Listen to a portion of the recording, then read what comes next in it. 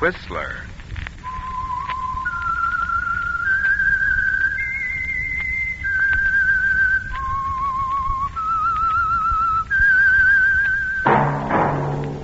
That whistle is your signal for the signal oil program, The Whistler.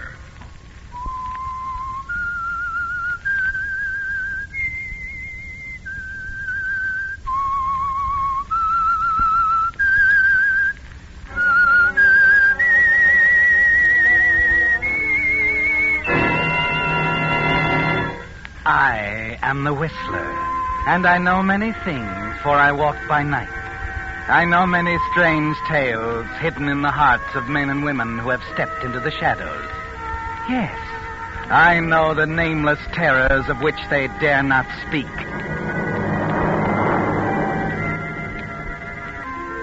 And now the Whistler's strange story, Fateful Friday.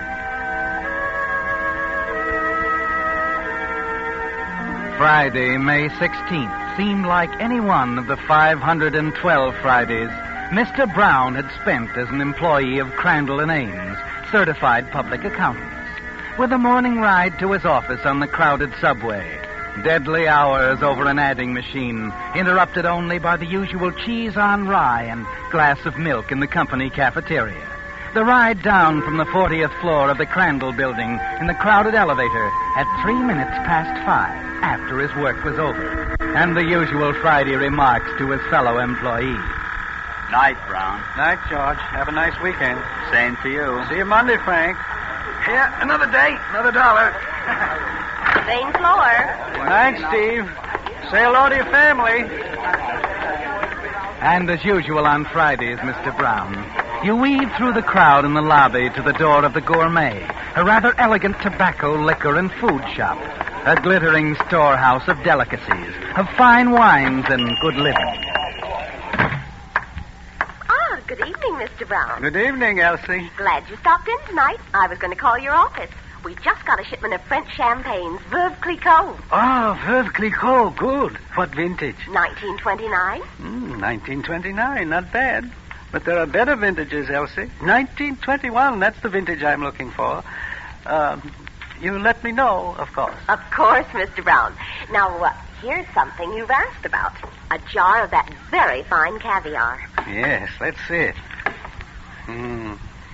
Elsie, encased within every one of these tiny eggs is a paradise of exquisite flavor. Ah, yes, here we really have something. Just hold that for the time being. Certainly, Mr. Brown. And here are some of those clear Havanas that just came in. $2 special. Yes, I see. Tell you what, Elsie. Just for tonight, why don't you give me a couple of those 2 for 15-cent tampers?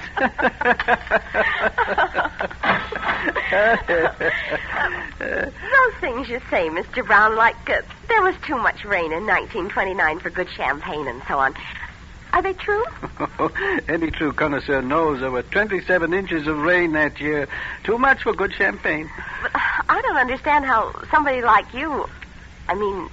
You mean, why does a man who earns $45 a week bother to learn about things he'll never be able to afford? I don't know, Elsie. But doesn't it make you unhappy, knowing and not having? I'm going to have it someday, Elsie. You know, someone said a man can have anything he wants if he wants it bad enough. And I do.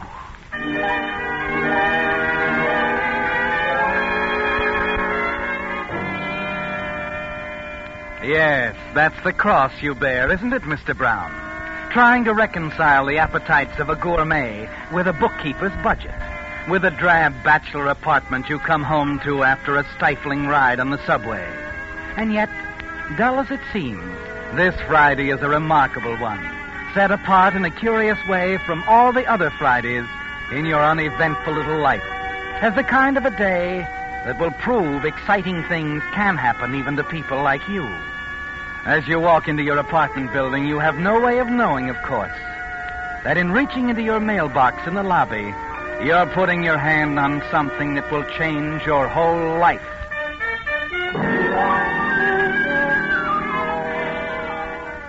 A moment later, you toss your hat on the table in the living room, slit open the largest and fattest of the envelopes in your mailbox. It's then that you see it and clutch the table for support as a cascade of currency pours out onto the floor. Then find yourself on your knees, staring at it, feeling it, and counting. 1,000, 2, 5, 7. You go on counting, piling it up. 18,000, 30, and then a scribbled note. Here is the 40 grand. Good luck, Mike. 40,000. But where did it... In my mailbox. You study the envelope. There are no stamps, no return address. Someone obviously dropped the money in your box by mistake. You shove the money aside, leave your apartment, and go back to the lobby, trying to make sense out of it, knowing the money can't belong to you. The answer is there waiting for you on the row of mailboxes, particularly on the card on the end, with a newly penciled notation over apartment 12. Another William Brown. You stand there a moment, staring blankly at the card. Then, without quite knowing why, you find yourself walking upstairs, on up to apartment 12, just above yours. And even as you ring the buzzer, something inside is telling you of the doors that money could open, of the new world waiting for you if you had the nerve, of how easy it would be with $40,000 in cash, unmarked, with no strings attached. Yeah? Who is it? Who is it? What do you want? Excuse me, I'm afraid I have the wrong apartment.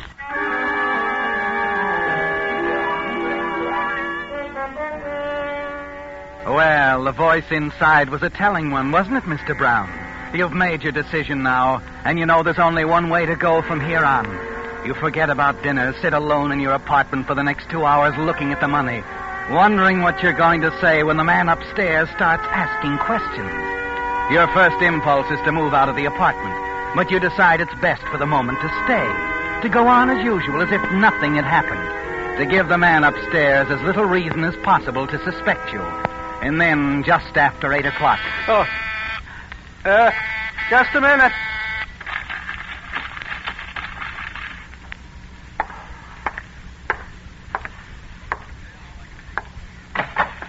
Yes? Mr. Brown? That's right. Sorry to bother you. My name's Brown, too. I just moved in a few days ago. Oh? I was worried that you might be inconvenienced. That's quite a coincidence, you know. What do you mean? It seems there's not only 2 Browns in the building. There's 2 William Browns, too. We got the same first name. Well, that is odd. I got a bunch of noisy friends. I hope they haven't been disturbing you, coming here by mistake. Oh, no. And as a matter of fact, until the mailman gets onto it, I'm liable to get some of your mail and vice versa. It hasn't happened so far. I wouldn't let it bother me if I were you. I see. Once in a while I get something kind of important, business stuff and all. I wouldn't want to see anybody make a mistake. Oh, no. A little thing like that can be pretty serious sometimes, what with the postal authorities and all. Now, see here, are you implying that I might... No, don't get me wrong. Just thought a friend of mine might have got mixed up. You know how it is.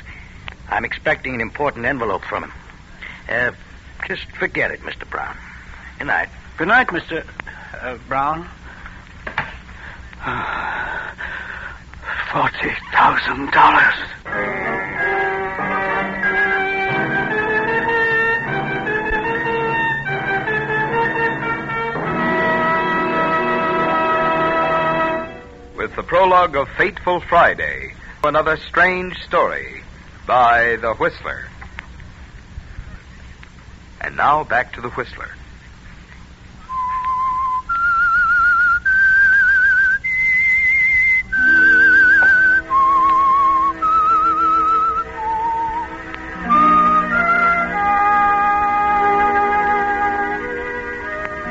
Yes, it was a fateful Friday, wasn't it, Mr. Brown?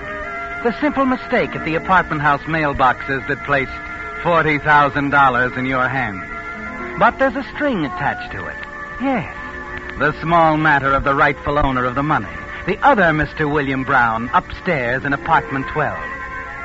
Your first impulse was to run away, wasn't it, Mr. Brown? Until you began to think how the man upstairs might begin putting things together. And there was something about him that told you he was not the kind to take this lying down. But there are a few things you can do. One of them, of course, is to call at the little gourmet shop first thing Monday morning. Ah, good day, Mr. Brown. Good day, Elsie. What can I do for you? Perhaps a case of that very fine brandy you're so fond of. Let me see a bottle. Of course, sir. Here you are. Excellent. Good district. Exactly the right age. Tell you what, Elsie. I think we'll open this bottle right here. Mr. Brown. Mind if I borrow this corkscrew? Thank you. Mr. Brown, don't open that bottle. Now, 2 glasses, please. Brandy snifters, of course. If anyone should see us, Mr. Brown, I'll pour, Elsie. You and I are going to sample this. There. A votre bon santé. That's French for your very good health. Delicious, Elsie. First rate. Perfection. But, Mr. Brown, that bottle cost $19.95. Indeed, very reasonable. At that rate, Elsie, I believe I'll take a case. What? Have it delivered COD, will you? You know the address.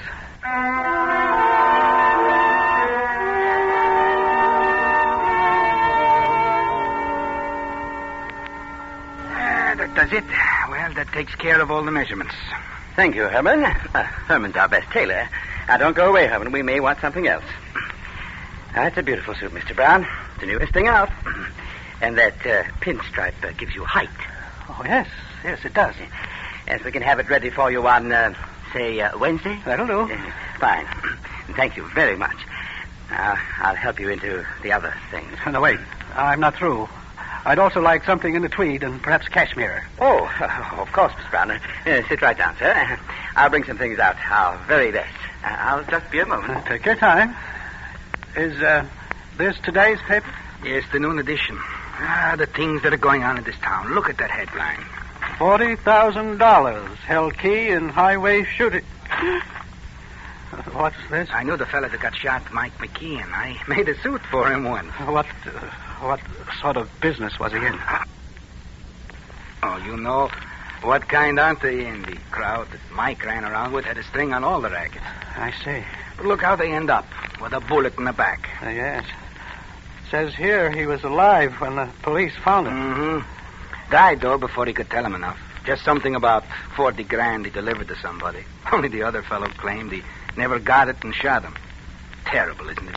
People like that running around loose, you never know. Here we are, Mr. Brown. Everything you'd ever want to choose from.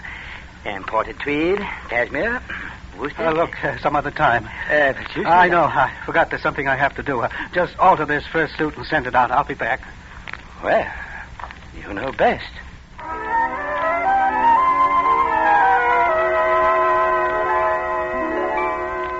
Yes, Mr. Brown, you do know best. Because there isn't any question in your mind that the shooting of Mike McKeon, described in the papers, is directly related to your $40,000. It's strange, isn't it? How you've come to look upon the money as yours now. How you resent the strings attached to it. The man in the apartment above you, the struggle that must have taken place when Mike McKeon was shot. But you've long since decided that it isn't going to do them any good. If the trail leads back to you, you're going to have an answer to their questions. But one false step always requires another, doesn't it, Mr. Brown? And that's why, shortly after leaving the clothing store, you find yourself talking to a shoddy little man in an equally shoddy shop on the Lower East Side. And just what kind of a gun did you have in mind, Shorty? Oh, I don't know.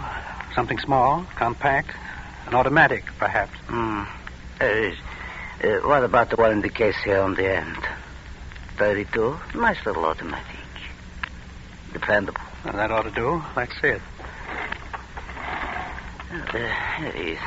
Here you are. Second hand, of course, but it's a good buy. It's fine. I'll take it. Just like that, huh? Okay, well, let's see now. I'm supposed to write your name down there. What is it, huh? Why, C.J. Wilson. Mm-hmm. Yeah. That'll be $25, Mr. C.J.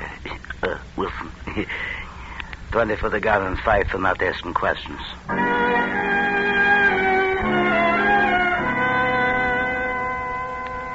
And there's something else, isn't there, Mr. Brown?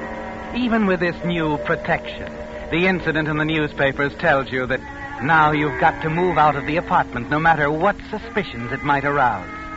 And late that night you slip into the apartment building, hurry down the corridor to let yourself in.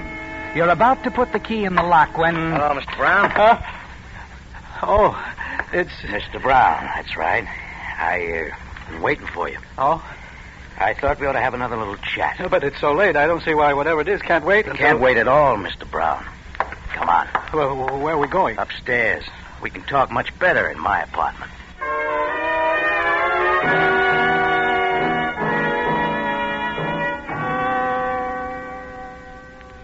Now, look, Mr. Brown, there's no point in our going round and round about this. Like I said, I made one mistake. I don't want to make another. I don't know what you're talking about. I don't know what you're talking about at all. Well, the most important thing I'm talking about is $40,000. That's quite a sum. Isn't it?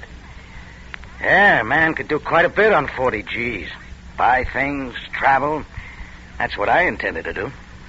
I sort of need to travel, Mr. Brown. Your health? My health. Too bad. Yeah.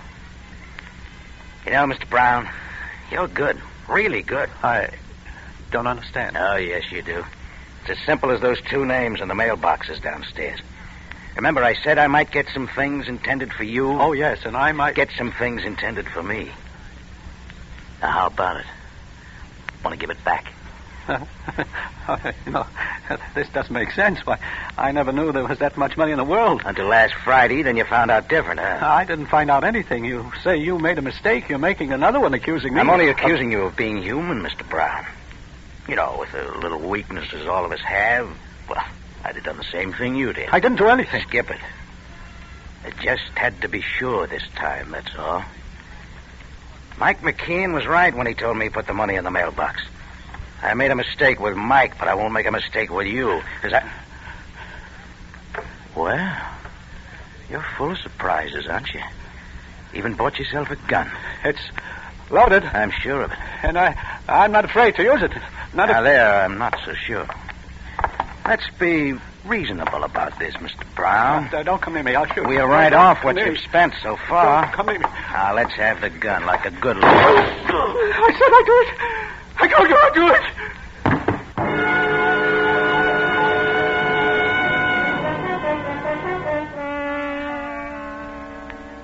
Yes, Mr. Brown, in that moment you found that you'd do anything to keep your $40,000, even kill a man.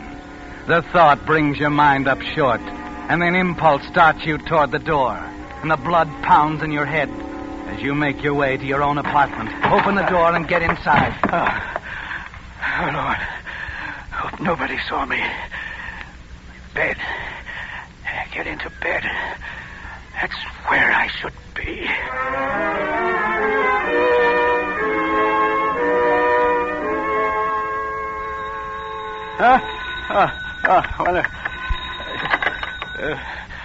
Yes? I'm sorry to disturb you so early in the morning, Mr. Brown. Oh. This is Mr. Simpkins, the manager. I wonder if you could come down to my office right away. Your office? But I'm not dressed. It's really very important. All right. I'll come down.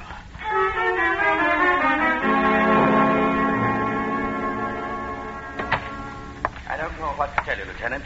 This Brown who was killed was beyond me. I never knew what he did or what his business was. Just a minute. Good morning. Oh, this is the other William Brown, Lieutenant. Hello? How do you do? Something wrong? I'd say so. You a pretty sound sleeper, Mr. Brown? What? Oh, I'm sorry. Hear anything unusual last night? Well, I don't know. About 11 o'clock. Well, I was in bed, of course.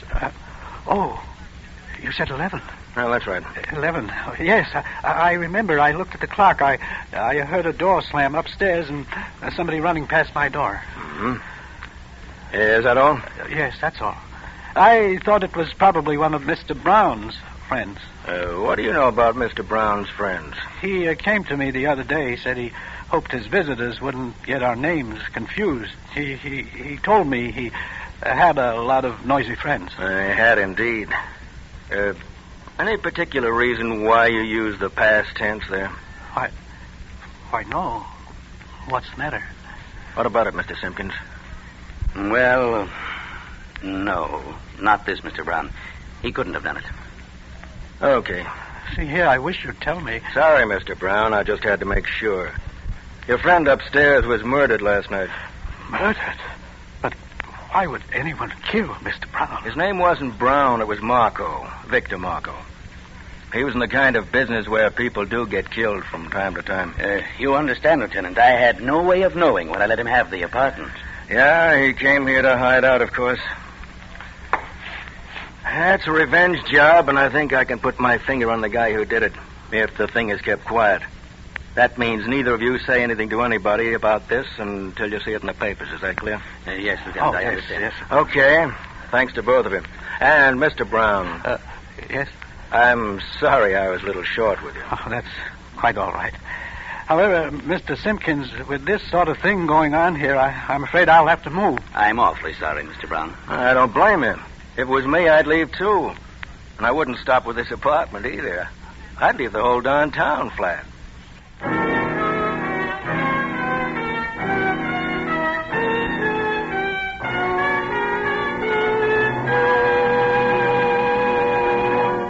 The Whistler will return in just a moment with a strange ending to tonight's story. And now back to the Whistler.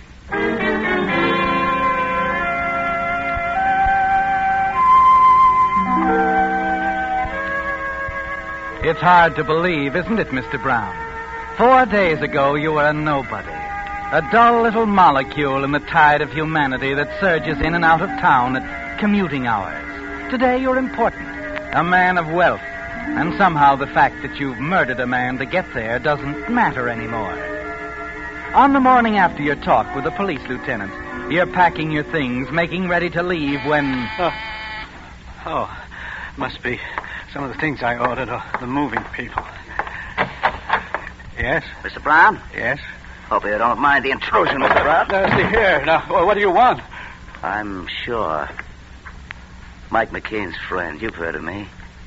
Victor? Victor? What are you talking about? I'm not Victor. You've made a mistake. You made the mistake, Victor, out there on the highway. What highway? Listen, I tell you, my name's Brown. I don't know anything about... Shut up. Mike McCann was a nice guy, Victor. Mike said he'd deliver that dough. I know he did. You got it.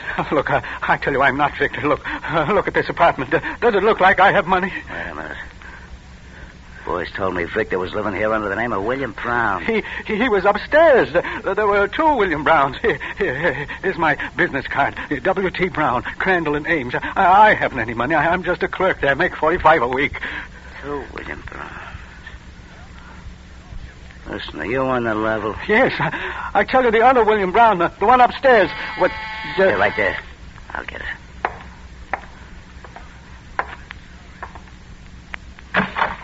Here's your brandy, Mr. Brown. Gourmet shopping. Sign right here. You got the wrong... Hold it. How much is that? $230 each. Here's your soup, Mr. Brown. Wednesday morning, right on the nose. They're holding the tweed and cashmere for you. But COD, $118 on this one. Sorry, boys. Mr. Brown can't take care of it right now. Try tomorrow, huh? But Mr. Brown insisted This is that COD, too. We can't make another trip just for... Yeah, but... No money, huh? Just a poor working stiff. They tell me you always did live well, Victor. Fancy suits, brandy by the case. You'll never get away with it. Yeah, I know. They'll pick me up, all right. But one more is not going to make any difference.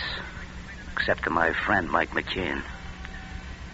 Yeah, to Mike it'll make a lot of difference. So long, Victor. This time your expensive taste caught up with you.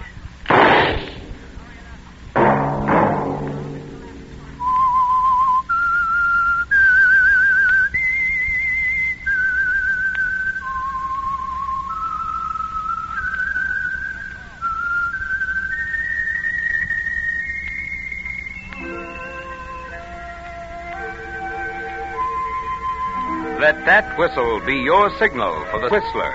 Each Monday at this same time.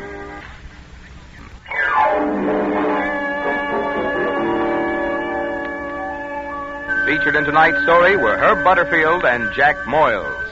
The Whistler was produced by George W. Allen with music by Wilbur Hatch. This is Marvin Miller speaking. This is CBS, the Columbia Broadcasting System.